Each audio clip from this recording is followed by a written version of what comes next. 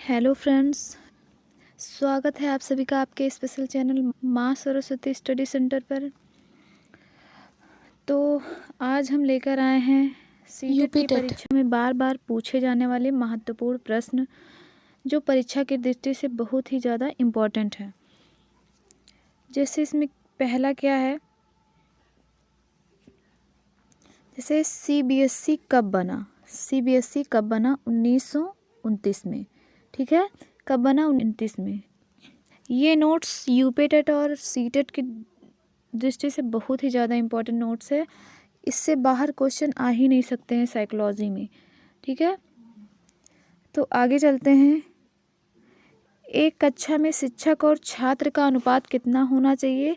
तो कितना होना चाहिए? 1:30 होना चाहिए।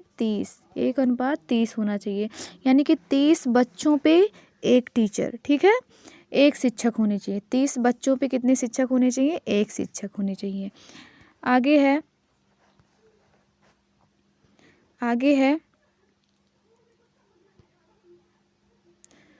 शिक्षकों के लिए रिफ्रेशर कोर्स का आयोजन कौन करता है? शिक्षकों के लिए रिफ्रेशर कोर्स का आयोजन कौन करता है? तो ये क्या करता है? सीबीएसई बोर्ड करता है। ठीक है, शिक्षा मनोविज्ञान का उद्देश्य क्या होता है? शिक्षा मनोविज्ञान का क्या उद्देश्य है? बालकों का सर्वांगीण विकास। और ये क्वेश्चन कई बार पूछे गए हैं, यूपी टेट में और सी टेट में भी पूछे गए हैं, और सुपर टेट में भी पूछा गया ये क्वेश्चन है। तो ये क्वेश्चन क्या है? बहुत ज़्यादा ही इम्पोर्टेंट है। आगे है, अज्ञात से ज्ञात की ओर किस विधि में पढ़ते हैं? अज्ञात से ज्ञात की ओर तो किस विधि में पढ़ते हैं? विश्लेषण विधि में पढ़ते हैं। अज्ञात से ज्ञात की ओर, ज्ञात से अज्ञात की ओर। अब आ गया ज्ञात से अज्ञात की ओर किस विधि में पढ़ते हैं? तो संश्लेषण विधि में पढ़ते हैं। आगे है, सामान्य से विशिष्ट की ओर कौन सी विधि है? ठीक है, सामान्य से विशिष्ट की ओर कौन सी विधि है? तो क्या है? आगमन विधि है। ठीक है, कौन सी विधि? आगमन विधि है। आगे देखते हैं। अब सामान्य से विशिष्ट की ओर कौन सी विधि? आगमन विधि है। तो विशिष्ट से सामान्य की ओर कौन सी विधि है? तो वो निगमन विधि है। ठीक है, विशिष्ट से सामान्य की ओर कौन है? निगमन विधि है। वह कौन विधि है जिसमें पहले उदाहरण फिर नियम बताया जाता है? तो क्या है? आगमन विधि। ये क्वेश्चन बहुत बार पूछा गया, इसके लिए मैंने एक ट्रिक बताया आप लोगों को। तो इसका एक ट्रिक क्या है? नियम। ठीक है, अगर पहले नियम आ गया तो निगमन विधि, और पहले उदाहरण आ गया तो आगमन विधि। उदाहरण यानी कि इसमें क्या है? पहले उदाहरण है, उदाहरण ऐसे छोटा ऊ बनता है, इसी में आ बना दो, क्या हो गया? आगमन विधि।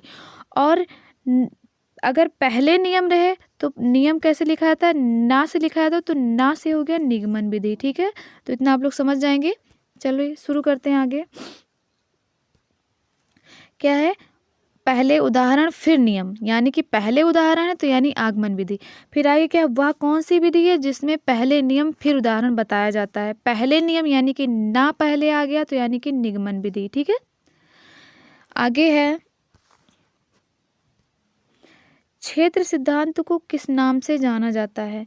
तो क्षेत्र सिद्धांत को संज्ञानात्मक क्षेत्र सिद्धांत और स्थान मनोवैज्ञानिक सिद्धांत के नाम से जाना जाता है। ठीक है, आगे है, कुर्ट लेविन के क्षेत्र सिद्धांत में क्षेत्र का अर्थ क्या है? तो कुर्ट लेविन के क्षेत्र सिद्धांत में क्षेत्र का अर्थ है जीवन के विभिन्न क्षेत्रों से है। ठीक है, कुर्ट लेविन के क्षेत्र सिद्धांत में क्षेत्र का अर्थ क्या है? जीवन के विभिन्न क्षेत्रों से है। ठीक है, किसका क्षेत्र? शिक्षा का क्षेत्र, स्वास्थ्य का क्षेत्र। ठीक है, आगे है, अधिगम का श्रेणी क्रम सिद्धांत किसने दिया? तो अधिगम का श्रेणी क्रम सिद्धांत किसने दिया? रॉबर्ट गेने ने दिया। ठीक है, ये भी क्वेश्चन पूछा गया है, अधिगम का श्रेणी क्रम सिद्धांत किसने दिया? रॉबर्ट गेने ने दिया। रॉबर्ट गेने किस संप्रदाय के समर्थक थे? तो रॉबर्ट गेने क्या थे? संज्ञानवादी के समर्थक थे। आगे है, रॉबर्ट गेने से भी क्वेश्चन पूछे जाते हैं।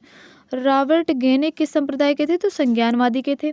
रॉबर्ट गेने ने बालकों के विकास को ध्यान में रखते हुए कितने भागों में अधिगम की प्रक्रिया को बांटा है? रॉबर्ट गेने ने बालकों के विकास को ध्यान में रखते हुए कितने भागों में अधिगम की प्रक्रिया को बांटा है? तो 8 भागों में बांटा है। ठीक है, रॉबर्ट गेने के अनुसार अधिगम का सबसे निम्न स्तर कौन सा है? तो रॉबर्ट गेने के अनुसार अधिगम का सबसे निम्न स्तर है संकेत अधिगम। कौन सा अधिगम? संकेत अधिगम। रॉबर्ट गेने के अनुसार अधिगम का सबसे उच्चतम स्तर कौन सा है?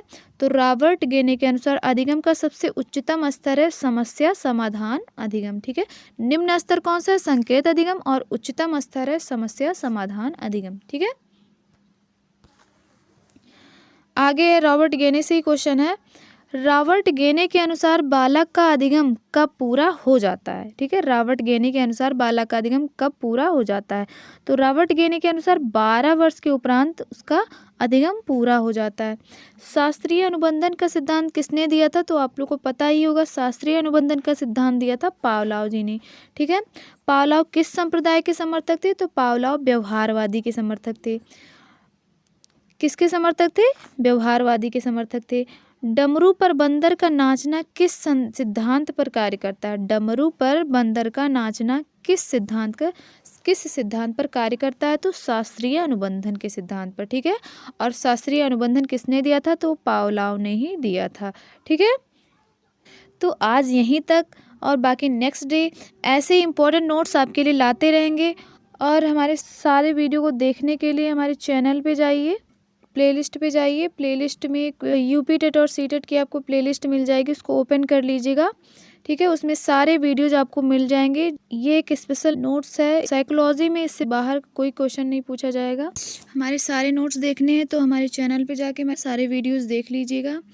तो देखने के लिए धन्यवाद, और चैनल को सब्सक्राइब करना मत भूलिएगा। Thanks for watching.